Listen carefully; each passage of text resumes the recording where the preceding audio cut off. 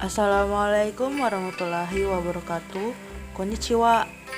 Perkenalkan, kami dari kelompok 7 pada hari ini akan mempresentasikan mengenai unsur intrinsik yang terdapat di dalam buku Taiko ke-7. Untuk awalan presentasi dipersilakan kepada Heriadi Sang untuk mempresentasikan hasil diskusi dari kelompok 7. Terima kasih atas kesempatan yang telah diberikan. Saya akan menjelaskan tema dan sinopsis. Taiko 7 memiliki 4 chapter. Chapter pertama memiliki tema strategi Hideyoshi serangan air untuk menaklukkan benteng Takamatsu. Chapter 2 tekad dan kontrol diri yang kuat. Chapter 3 Mitsuhide yang taat kepada para dewa. Dan chapter 4 kematian Oda Nobunaga. Selanjutnya sinopsis. Awal cerita diawali dengan kemarahan Nobunaga atas makanan yang tidak bermutu yang nantinya akan disajikan untuk Yang Mulia. Kemudian Nobunaga menyuruh semuanya dibuang dan tidak ingin mendengarkan penjelasan Mitsuhide. Ketika Mitsuhide ingin menemui Nobunaga, Nobunaga mengirimkan kurir terlebih dahulu untuk memberitahu Nobunaga agar langsung menuju ke barat untuk bertempur. Hal itu membuat Mitsuhide berpikir bahwa Nobunaga sangat membencinya, sehingga tidak ingin ditemui oleh Mitsuhide. Selanjutnya, Mitsuhide pergi ke benteng Sakamoto dan beristirahat di tempat Mitsuharu sepupunya. Di sana, Mitsuhide mengistirahatkan pikirannya agar lebih jernih dalam memikirkan alasan mengapa Nobunaga sangat marah. Mitsuhide merasa sangat marah, akan tapi ia berusaha untuk terlihat baik-baik saja. Setelah itu, Mitsuhide mengutus Matabe untuk memperlihatkan pergerakan yang dilakukan oleh Yang Mulia Nobunaga. Tempat lain, dua penunggang kuda berpacu membawa pesan penting kepada Hideyoshi dari Yang Mulia Nobunaga di Kai.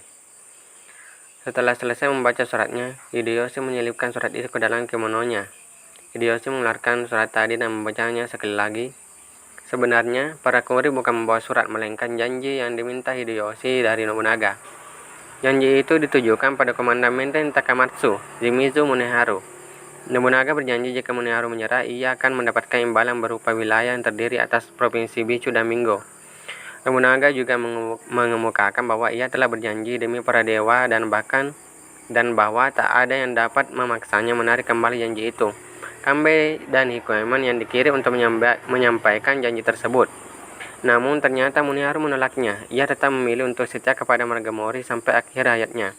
Setelah Hideyoshi mengetahui hal tersebut, ia menghubungi Nobunaga untuk memberitahukan bahwa ia telah membatalkan niatnya untuk membujuk Shimizu Muneharu agar menyerah. Sekitar pertengahan bulan ketiga, dengan pasukan berkekuatan 30.000 orang, Hideyoshi pelan-pelan bergerak memasuki Bichu untuk menyerang benteng Takamatsu. Hideyoshi dan Kanbei berpikir untuk melakukan serangan air dengan memanfaatkan 7 sungai yang mengelilingi benteng Takamatsu. Dengan 3.000 pekerja, mereka membangun tanggul setinggi 8 meter mengelilingi benteng Takamatsu dengan niat untuk membanjirinya dengan air.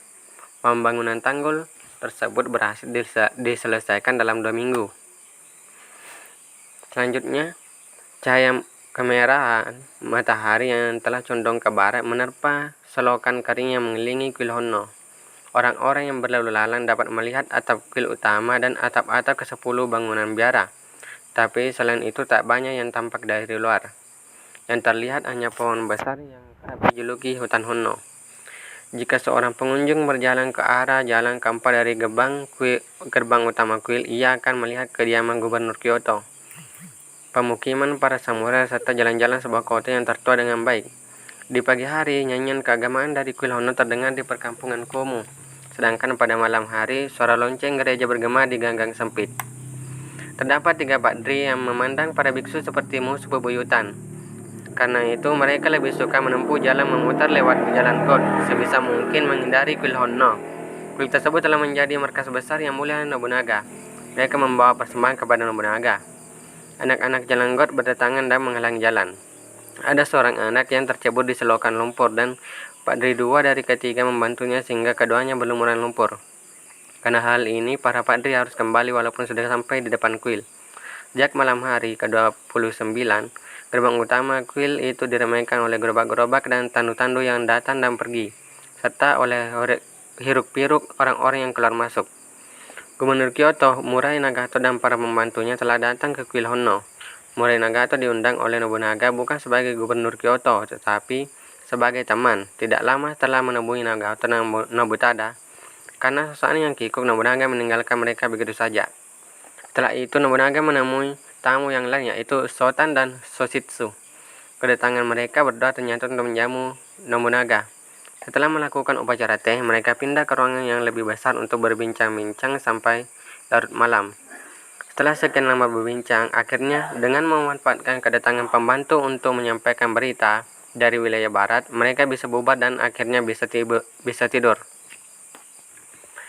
Di tempat lain, Akechi Mitsuhide berada di sebuah persimpangan. Jika membelok ke kanan, ia akan menuju ke barat. Jika membelok ke kiri, ia akan melewati desa Kutsukake, menyeberangi sungai Katsura, dan kemudian sampai di ibu kota. Tak ada yang memberikan perintah istirahat, tapi kuda Mitsuhide telah berhenti. Mitsuhide dan yang lainnya sedang perjalanan menuju wilayah barat. Ketika sampai di pinggiran timur kota Kyoto, Mitsuhide memerintahkan untuk menyerang kuil Honno. Sekian yang sempat saya sampaikan, selanjutnya akan dijelaskan oleh teman kelompok saya. Baik, selanjutnya. Pasukan Akechi tumpah ruah dari gerbang ke jalan kelima, keempat, dan ketiga dan berhamburan memasuki kota. Para penyerang berdesak-desakan di muka gerbang, tombak-tombak dan senapan-senapan saling beradu dalam suasana kacau balau. Di antara sekian banyak kesatuan yang berlomba-lomba menuju kuil Honno, dua kesatuan bergerak paling cepat masing-masing di bawah pimpinan Akechi Mitsuharu dan Saito Toshimitsu yang terlihat di barisan terdepan. Pasukan kedua, dipimpin oleh Akechi Mitsutada, melancarkan serbuan untuk mengepung kuil Miyukaku di Nijo untuk menghabisi putra Nobunaga, Nobutada. Dari selatan Rokkaku, utara Nishikikoji, Baratoin, dan timur Aburakoji, keempat sisi kuil Honno terkepung oleh baju perang pasukan Akechi serta teriakan perang mereka. Setelah menyadari hal tersebut, Nobunaga bergegas ke kamarnya lalu mengambil busur yang diberikan pelayannya. Nobunaga sudah berdiri di pojok serambi dan melepaskan anak panah ke arah musuh. Ketika busurnya patah, Nobunaga langsung merebut senjata salah satu pengikutnya. Ketika menemui musuh yang hendak memanjat lewat pagar, ia segera menghujamkan tombak. Setelah itulah seorang prajurit Akechi menarik busurnya dari bayang-bayang pohon cemara hitam dari Cina. Panah yang dilepaskannya menancap di siku Nobunaga. Pada saat yang sama, di luar tembok barat, sekelompok pengikut dan prajurit di bawah komando Murai Nagato dan putranya telah keluar dari kediaman Gubernur Kyoto yang terletak berdekatan dengan kuil Honno. Murai sendiri terlambat menyadari bahwa pasukan Akechi menyerang. Disertai hanya sekitar 30-40 orang, ia bergegas untuk bertempur di sisi Nobunaga. Asap hitam pekat mulai membubung di angkasa. Di dalam kuil Honno, Nobunaga dan Ranmaru. Di sini Nobunaga menyadari bahwa akhir hayatnya telah dekat. Setelah menarik diri dari pertempuran, ia masuk ke sebuah ruangan dan menempatkan Ranmaru sebagai penjaga pintu. Nobunaga mengatakan kepada Ranmaru, "Jika engkau mendengar suaraku di dalam, itu berarti aku telah bunuh diri." Ranmaru mendengar seruan Nobunaga dan bergegas masuk. Majikannya dengan kimono sutra berwarna putih sudah tertelungkup di lantai, memeluk aliran darah segar. Ranmaru melepaskan pintu-pintu geser dari sebuah lemari kecil dan mengatur semuanya di atas jenazah Nobunaga. Setelah itu, Ranmaru meraih pedang pendek yang akan digunakannya untuk melakukan seppuku. Namun pandangan matanya yang bersinar-sinar melekat pada jenazah Nobunaga sampai seluruh ruangan dimangsa api. Selama 3 hari pertama bulan ke-6, langit di atas Kyoto tampak cerah dan matahari bersinar terik. Pasukan Hideyoshi masih meneruskan pengepungan benteng Takamatsu. Itu terjadi pada malam hari ketiga di bulan ke-6. Berita mengenai peristiwa di Kyoto tidak mungkin sudah sampai telinga Hideyoshi. Saat ini strategi serangan air terhadap benteng Takamatsu telah dilaksanakan, dan Hideyoshi tinggal menunggu kedatangan Nobunaga dari timur. Namun Asano Nagamasa datang dengan membawa kotak surat yang berisi surat yang dibawa oleh kurir, yang kemudian dia menyerahkannya ke Hideyoshi. Saat itu Hideyoshi sedang dalam pertemuan tertutup. Pertemuan tersebut hanya dihadiri 3 orang, Hikkeomon, Hideyoshi, dan Hori Kyutaro. Surat tersebut dan Hasegawa Sojin, teman minum teh Nobunaga.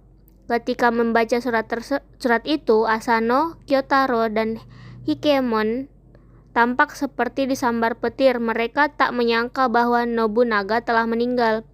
Setelah berduka, Hideyoshi langsung memerintahkan Hikkeomon untuk membawa kurir dan mengirim surat tersebut ke dapur dan memberinya makan, kemudian mengurungnya dan jangan membiarkan siapapun bicara dengan kurir tersebut. Kyutaro pergi melihat kurir tersebut. Sorot mata Kyutaro mencerminkan niatnya untuk membunuh si kurir, tapi Hikkeomon menggelengkan kepala. Sambil mengarahkan pandangannya ke ruangan tadi, Hikkeomon menegakkan telapak tangan di depan dada dan berdoa. Selanjutnya tokoh dan penokohan. Tokoh dan penokohan. Hideyoshi atau jenderal pengikut Nobunaga selalu waspada, cerdas, percaya diri, dan baik hati. Shimizu Muneharu atau komandan benteng Takamatsu, rendah hati dan sederhana, ramah, setia, juga jujur. Kuroda Kanbei atau pengikut marga Odera, sopan, tegas, pekerja keras, perhatian. Tokugawa Ieyasu, sabar, rendah hati, sederhana, peduli, dan empatik. Oda Nobunaga, pemimpin marga Oda, tegas, tidak penyabar, pemberani, egois, pekerja keras, ambisius, dan cukup tenang. Akechi Mitsuhide atau jenderal pengikut Nobunaga, patuh, mampu mengendalikan diri dengan baik, gigih, suka menyembunyikan perasaan yang sesungguhnya, cerdas, cermat, dan berhati-hati. Akechi Mitsuharu, sepupu Mitsuhide, baik, setia, pendengar yang baik, bijaksana, tenang, humoris, mampu mengendalikan diri dengan baik, berani, dan juga pengertian. Amano Genemon atau pengikut senior marga Akechi, percaya diri, pintar dalam membuat kesimpulan, dan pemberi saran yang baik. Fujita Dengo atau pengikut senior marga Akechi, memiliki pemikiran yang baik. Yomoda Masataka atau pengikut senior marga Akechi, selalu memperhatikan peristiwa yang terjadi namun terlalu gugup dalam mengungkapkan peristiwa tersebut menurut sudut pandang dirinya sendiri. Manase atau dokter dari Kyoto, ramah, sederhana, pekerja keras, cerdas, mampu berkomunikasi dengan baik, dan juga sopan. Matabe, penuh semangat, patuh, dan tegas. Teruko, istri yang baik dan pengertian. Shoha atau penyair, pelayan yang baik dan penyair ulung. Sato Toshimitsu, panglima perang dan pemberani. Mori Ranmaru atau pelayan Nobunaga, setia, tanggap, dan sopan. Shoshitsu atau saudagar dari Kyushu, rajin, perhatian, dan tegas. Sootan, saudagar dari Kyushu, rajin, tegas, dan pemberani. Murai Nagato atau gubernur Kyoto, kaku dan bersifat terus terang. Oda Nobutada, putra Oda Nobunaga, terus terang, ambisius, dan cerdik.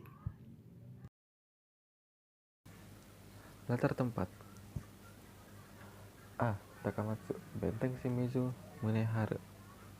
Rintangan itu berupa benteng utama dari ketujuh benteng yang membentuk garis pertahanan musuh di sepanjang pembatasan Bichu benteng Takamatsu. B. Kota benteng Akatsuchi.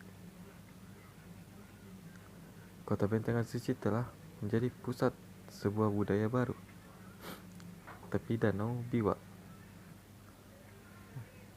Kutipannya, pagi ini tepi Danau Biwa sekali lagi terselubung kabut dan hujan masih turun dari langit. Benteng Sakamoto. Kutipannya, benteng di tepi danau, Benteng Sakamoto, berada tepat di depan mereka. Pondok minum teh. Kutipannya, mereka duduk di dalam cahaya lemah yang menerobos pintu kertas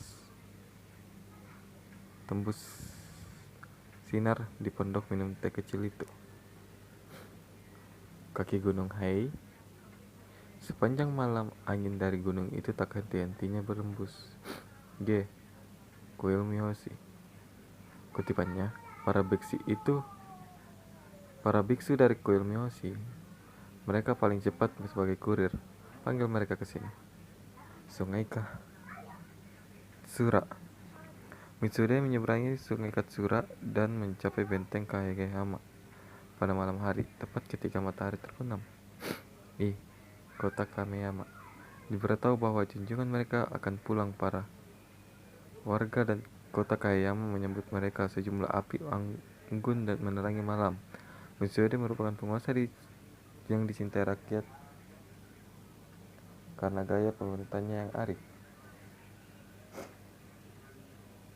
J. Medan perang. Kutipannya, ayam jantan sudah memasuki pertengahan malam kedua. Jalan sudah gelap, terselubungi bayangan gunung. Orang-orang berbaju tempur itu membentuk barisan panjang melewati desa Oji dan akhirnya mencapai bukit di Oniosaka. Langit malam penuh bintang dan ibu kota di bawahnya tak tampak berubah. Selanjutnya, Kuil Honno.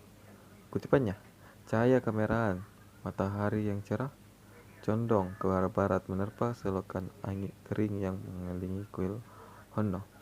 Oinasaka. Ke kiri. Mereka mulai menuruni bukit-bukit Oinasaka ke arah timur. M. Kuil Myoku. Kutipannya, Nobutada tiba di kota beberapa waktu sebelum ayahnya dan menginap di kuil Myoku. Selanjutnya, Kutsunake. Kutipannya, pemerintah demi pemerintah diturunkan satu demi satu. Mereka baru sampai di Kutsunake, sebuah desa di sisi gunung yang hanya terdiri atas sekitar 10 pondok penebang pohon. Selanjutnya, Bukit Ishi. Jalan tersebut menuju perkemahan Hideyoshi di Bukit Ishi. Nah, selanjutnya saya akan menjelaskan tentang latar waktu.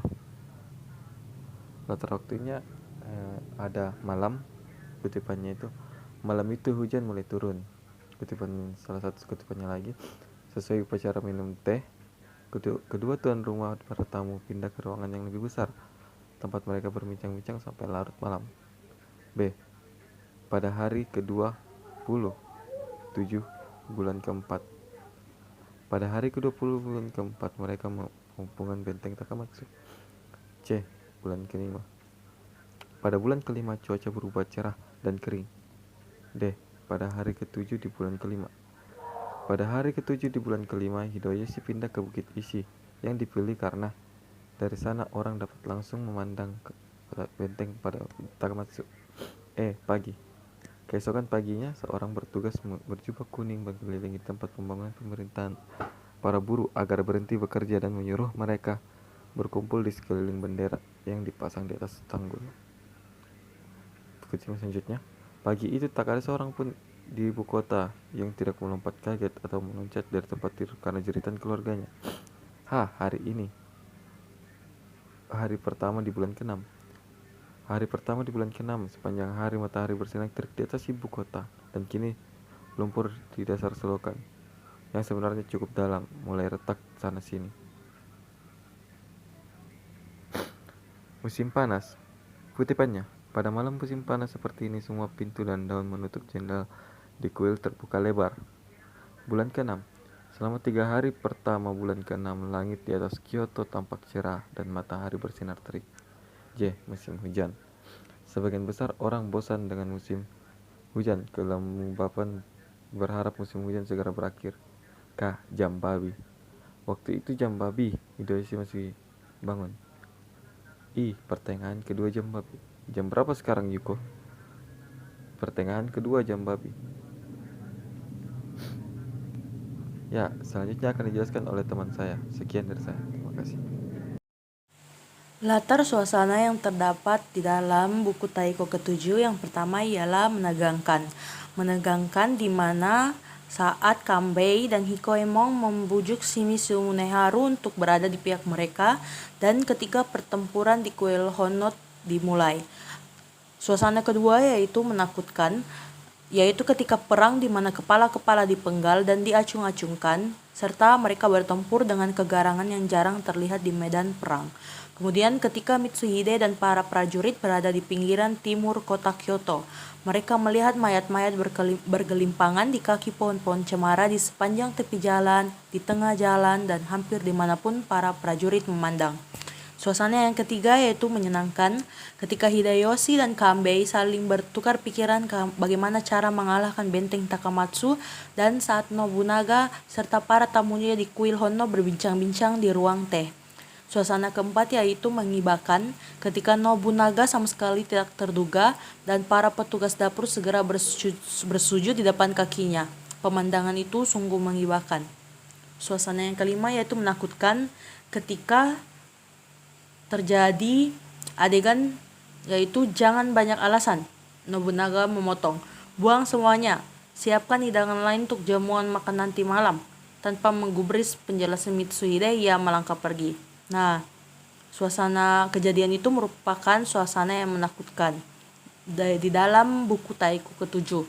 Dan yang ke-6 yaitu suasana marah ketika kemarahan mereka terhadap Nobunaga semakin kuat sejak operasi di Kai telah tersulut akibat peristiwa terakhir ini. Kemudian di mana Mitsuhide mengangkatnya tinggi-tinggi, membidik batu pipi dan melemparkan vas itu sekuat tenaga karena marah. Yang ke-7 yaitu suasana membingungkan ketika walaupun telah mempertimbangkannya dari berbagai sudut, ia tetap tak tahu tindakan apa yang harus diambilnya. Kemudian ia kini sedemikian benci padaku, ia bahkan mengirim kurir supaya tak perlu berhadapan langsung denganku. Yang ketiga, meski demikian ia agak heran kenapa sepupunya itu begitu tiba-tiba kembali ke Sakamoto. Nah, yang ketiga ini merupakan adegan di mana Nobunaga menyuruh kurir untuk mengunjungi Mitsuhide agar tidak perlu bersusah payah untuk ke istana menemui Mitsuhide. Yang ke-8 yaitu suasana menyedihkan di mana tanpa mengucapkan sepatah kata pun dan sambil berusaha menahan tangis ketika Hideyoshi bersama Asano Nagamasa, Yorikutaro dan Hikoemon membaca surat dari kurir yang berisi berita tentang kematian Nobunaga. Dan yang ke-9 suasana menyenangkan lagi ketika ia senang melihat ketenangan sepupunya, bersyukur bahwa ada sesuatu yang dapat mereka nikmati bersama-sama. Yang ke-10 suasana kikuk di mana Nagato tidak dapat mengesampingkan kekakuan yang lazim antara junjungan dan pengikut sehingga suasana tetap terasa kikuk. Selanjutnya, alur yang terdapat di dalam Taiko buku 7 ini ialah alur maju mundur.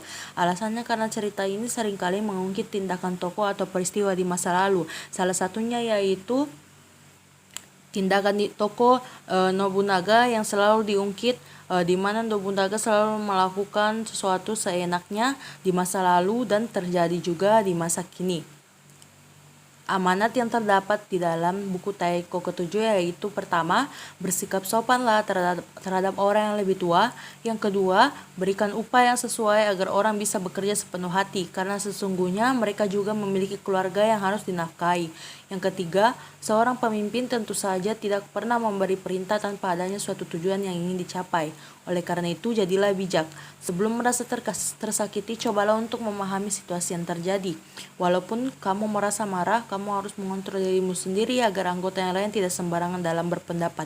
Yang keempat, jangan menyerah dalam menghadapi suatu rintangan. Dan yang kelima, tetaplah tenang saat menghadapi masalah karena kepanikan hanya akan menimbulkan masalah baru. Demikianlah presentasi dari kelompok 7. Mohon maaf jika ada kesalahan saat memaparkan hasil dari diskusi kami, semoga kita selalu diberikan kesehatan dan dilindungi oleh Tuhan Yang Maha Esa. Kite itadaite arigatou gozaimashita.